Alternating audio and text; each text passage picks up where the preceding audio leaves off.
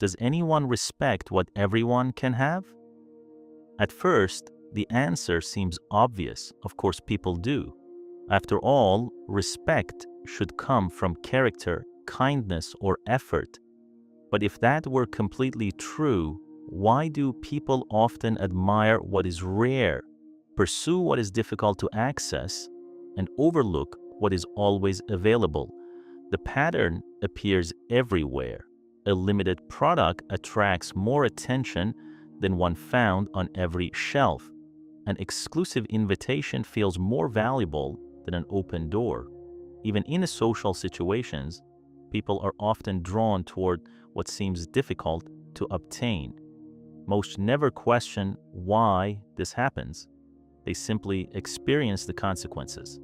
They become constantly available, always reachable, always saying yes, always offering more access than anyone asked for.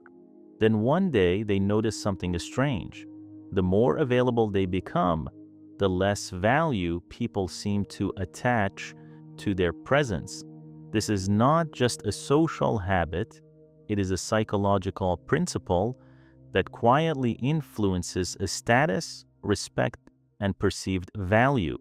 And once you understand it, you will start seeing human behavior in a completely different way.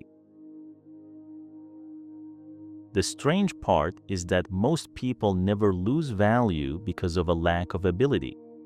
They lose value because of overexposure. They make themselves available all the time. Every message gets an immediate reply. Every request receives a quick yes. Every opinion is shared. Every decision is explained.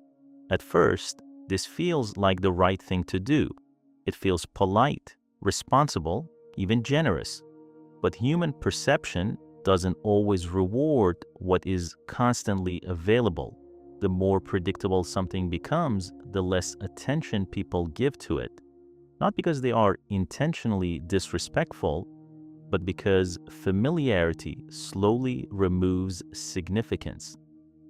Think about how often this happens in everyday life. People stop appreciating the things they see every day. Opportunities are ignored when they seem unlimited. Even relationships can lose perceived value when there are no boundaries, no selectiveness, and no sense of scarcity. Most individuals believe respect is earned by giving more and more access, more time, more attention, more explanations, more availability. Yet many eventually discover that unlimited access rarely increases perceived value. In fact, it often does the opposite. And that's where the real misunderstanding begins. The reason this happens goes much deeper than manners, personality, or social skills. It begins with a pattern that has shaped human behavior for centuries. People naturally assign greater value to what is limited, not because they consciously choose to, but because the brain interprets a scarcity as a signal that something may be important, something worth paying attention to, something worth protecting. This principle influences far more than luxury products or exclusive experiences. It quietly shapes how people perceive opportunities, information, and even other people. When something is constantly available, the brain stops treating it as significant. It becomes familiar, expected, ordinary. Not necessarily bad, just easy to overlook. Scarcity creates contrast, and contrast creates attention.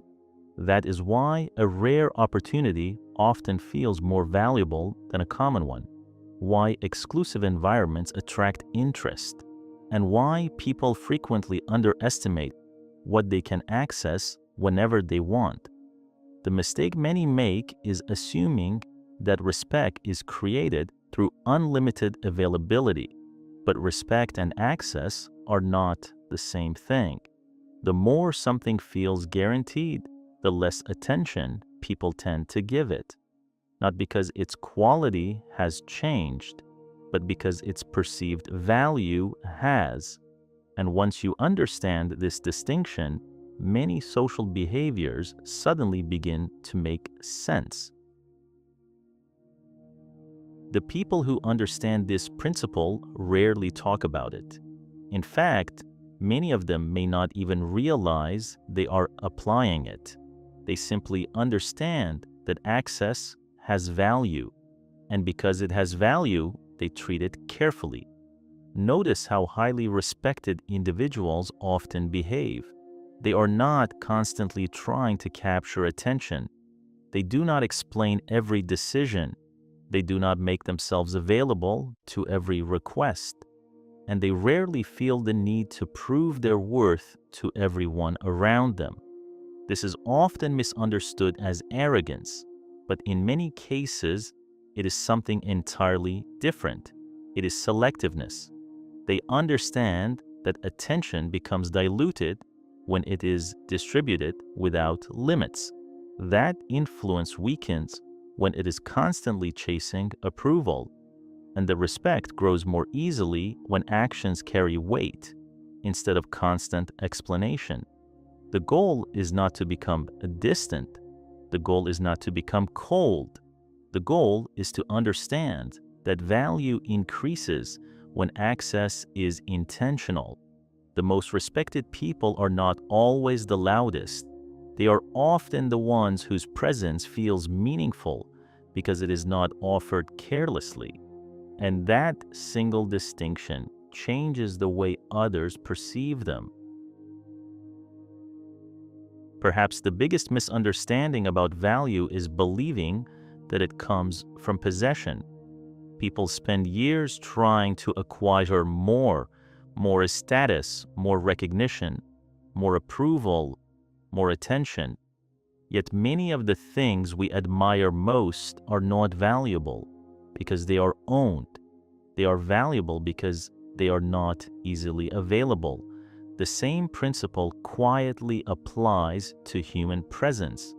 When someone becomes completely predictable, completely accessible, and completely available, their presence often loses the sense of significance that once made it noticeable.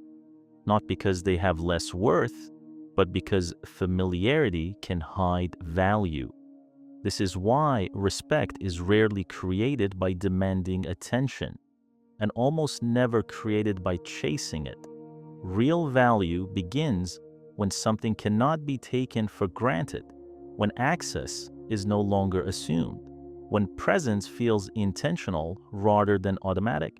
In the end, the people who command the most respect are often not those who try hardest to be noticed. They are the ones who understand that value starts where certainty ends.